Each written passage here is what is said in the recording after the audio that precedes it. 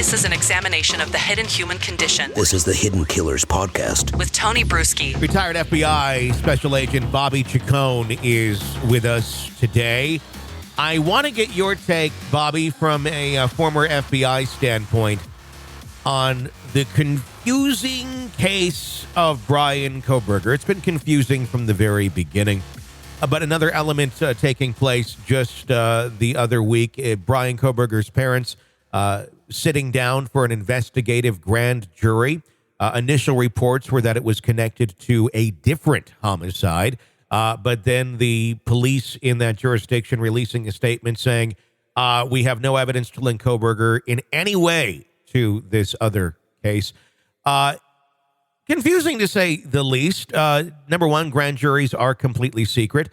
So the fact that the police department came out and said anything about the grand jury convening and Kohberger having anything to do with that case, a little bit bizarre. Does it have anything to do with that case? Does it even matter if they say it does or it doesn't? Not only that, they're not allowed to speak out. I mean, the grand jury, like you said, grand jury is secret.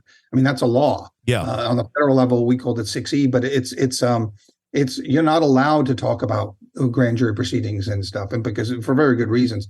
In fact, whenever I went into a grand jury and I showed a document or something, that document became secret, and we had a separate safe in our squad area. When I got back to my office, I had to take that out of my file and now lock that and stamp it as 6E material and lock it in a lock safe in it, and no one was allowed to look at that again, except the people that were kind of blessed into that grand jury. And each grand jury is different. Mm-hmm. Every time one expires, a new one gets sworn in. You have to be read into that grand jury investigation. And so, there were only a certain amount of people. There was a list on that safe of people that could access it.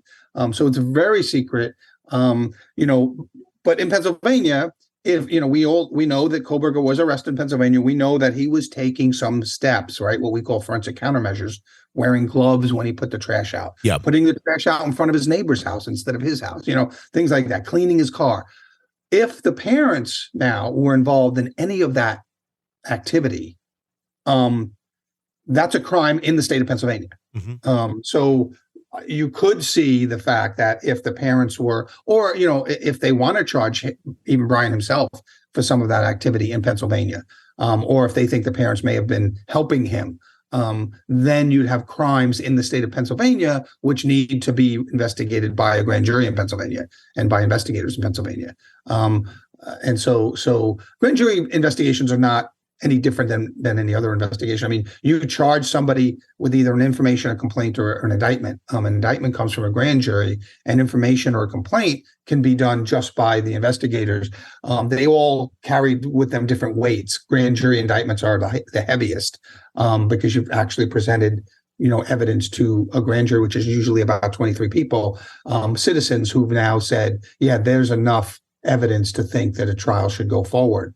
The standards are a little different, right? It's a preponderance of the evidence and not beyond a reasonable doubt to get an indictment. But the most investigations do go to a grand jury and then result in either a no true bill, which is no indictment, or an indictment, which then the person has to go to trial. So here, if they think crimes, the only reason to impanel a grand jury in Pennsylvania is if you think a crime took place in Pennsylvania. Sure. And so that's the obvious thing. Now, who committed the crime, whether they're looking at Bryan or his parents or somebody else, who I don't know. It's conjecture to say. The accused does have a right to appear before a grand jury in most jurisdictions, but you don't get a lawyer. There's no judge. There's no lawyers. There's no cross-examination. It's only the prosecutor's show inside a grand jury. It's the prosecutor and a witness, and that's it. There's no judge. There's no defense counsel. There's nobody representing that person. You are allowed to step outside and consult a lawyer and then go back in, but that lawyer is not allowed to be inside with you, and there's no cross-examination. Mm-hmm. So grand juries are pretty much one-sided for the prosecution. The old saying was, a good prosecutor can indict a ham sandwich. Because it's pretty much a one-way street, and the prosecutor has all the advantages in a grand jury. So, but they often go to a grand jury because it's better to come out with an indictment saying that 23 citizens, not investigators, not law enforcement, not prosecutors, 23 citizens have decided there's a preponderance of the evidence that this person has committed a crime and should go to trial on it. So that's the only thing I could say about that, is that the authorities there must believe that a crime was committed in Pennsylvania, and that, I don't know who they think did it, who the subject of that crime is, but that's what they're investigating. Well, and the big question is, what crime are we talking about here? Because could this involve the Dana Smithers disappearance? The SARPD coming out tweeting saying no evidence that Dana Smithers' disappearance is in any way tied to Idaho murder suspect Bryan Kohberger. Does that mean anything? Or could the grand jury hearing have been, in fact, about that? That's a tough one. I mean, look, whenever anybody or an agency makes a pronouncement like that, you think they've kind of gone out on a limb. Yeah. Because later on, if it turns out not to be true, you've lost some public confidence. Yeah. In yourself. So they must feel, hopefully, they feel that that's the truth. Okay.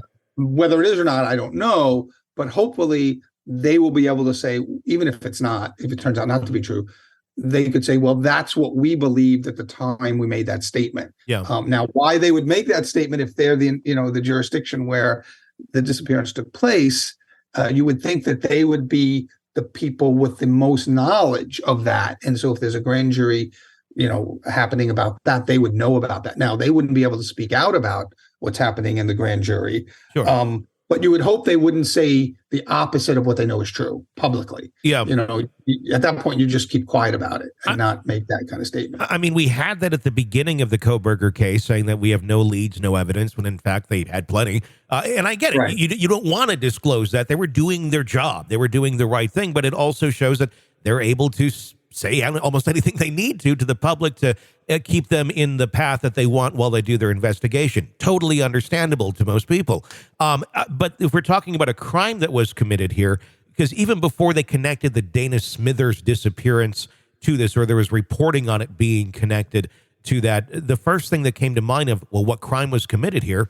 It was concealing of evidence. It was him taking rubber gloves, putting his trash in separate bags, putting it in the neighbor's garbage can. I would think that right there would possibly be the crime that was committed in that jurisdiction at that time. Would that, in fact, be a crime?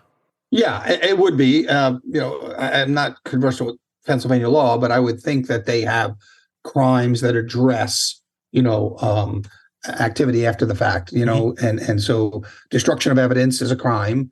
Knowingly destructive evidence. And so if he's the subject of the homicide in Idaho, which he is, he would know that he was purposely destroying evidence. So that would be a crime. And then that would be a crime, I would assume, in the state of Pennsylvania where it was committed. So they may be working. I mean, it's quite possible that they're working with the Idaho prosecutors to lodge those types of charges against Bryan in Pennsylvania. So it, looking at the statement made and what's happened, we know, they've already announced his activity, his wearing the gloves, all the things you just listed. And we know that those all, I would assume are crimes in the state of Pennsylvania, destruction of evidence and things like that. So, and if he's charged with that in Pennsylvania, then the prosecutors in Idaho most likely will ask a judge to be able to put that crime or those activities in front of the jury in Idaho as well. And that will be another piece against Bryan Kohberger in Idaho. Even it's a minor crime compared to what he did in Idaho, right? But it might help a jury see the entire picture. And it also allowed them to get information from the parents about what was going on in the house when your son got there. Even if they had no idea or didn't suspect him of anything, although there's reports to contrary of that. But if they were just trying to figure out what's going on, they could have said, yeah, he was, and backed up.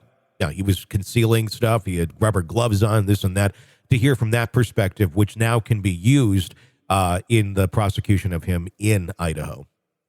That's absolutely right. So when you go into a grand jury, you testify and under oath, and so that becomes a record, and that can then be later used as trial. So at some point, once an indictment is handed up, the grand jury doesn't become, well, some of it remains secret, but what the main gist of it is your testimony in front of a grand jury can then be introduced at trial.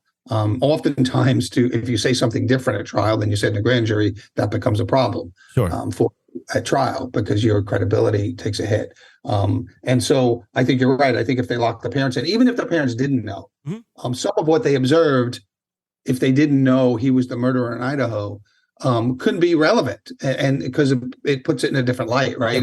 This could be just odd, quirky behavior, or it could be something more sinister.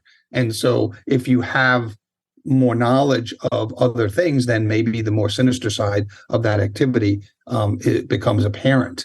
When you don't have that knowledge, then that activity can just seem quirky or strange or weird, but you don't chalk it up to, oh, this is a murderer getting rid of evidence. I don't know. Like you said, some, again, eerily similar to the Gabby Petito case, where Brian Laundrie's parents may or may not have known he was the actual murderer. Now we're going through that whole process. In that case, in this case, I'm sure there will be an examination of, did the dad know what the parents knew when?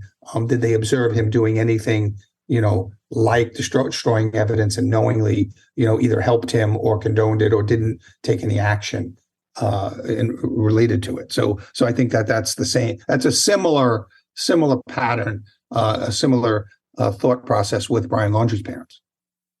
This is an examination of the hidden human condition. This is the Hidden Killers Podcast. The Hidden Killers Podcast. With Tony Brueski. Always a fascinating conversation with Bobby Chacon. Thank you so much for coming on, Bobby, retired FBI special agent. Hey, if you like this podcast and you'd like to listen to it with no commercials, sign up to be a supporter through Apple Podcast, a premium member. You get access to all of our podcasts, all of them, not just this one, but all of them in the True Crime Today family, and you get access to them all commercial-free. Worth checking out. If you binge a lot, you'll like that feature. Trust me. My name is Tony Brueski. Stay with us.